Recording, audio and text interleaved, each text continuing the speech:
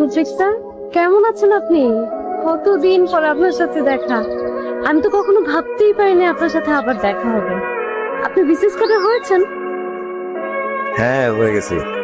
এই খবরটা আসলে তোমাকে পৌঁছানোর জন্য অনেক চেষ্টা করছিলাম। তোমাদের বাসায় যাই, গিয়ে দেখি তালা দেওয়া। তোমাকে অনেকবার ফোন কল দেওয়ার চেষ্টা করছি, ফোনে সংযোগ পাই নাই, ফোন বন্ধ ছিল। আসলে কত যে চেষ্টা করছি তোমাকে কিভাবে খবরটা পৌঁছাবো, পরে আল্লাহকেই বললাম, আল্লাহ তুমি এই খবরটা তিথিকে পৌঁছায় দিও।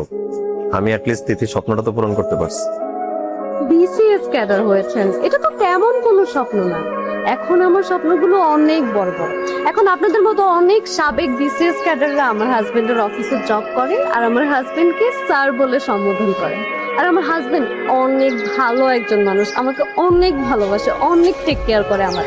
আর আমি নিজে 3 বেলা আমার হাজবেন্ডকে নিজের হাতে খাইয়ে দিই। এক কথায় বলতে পারেন আমি পৃথিবীর সব থেকে সুখী মানুষ।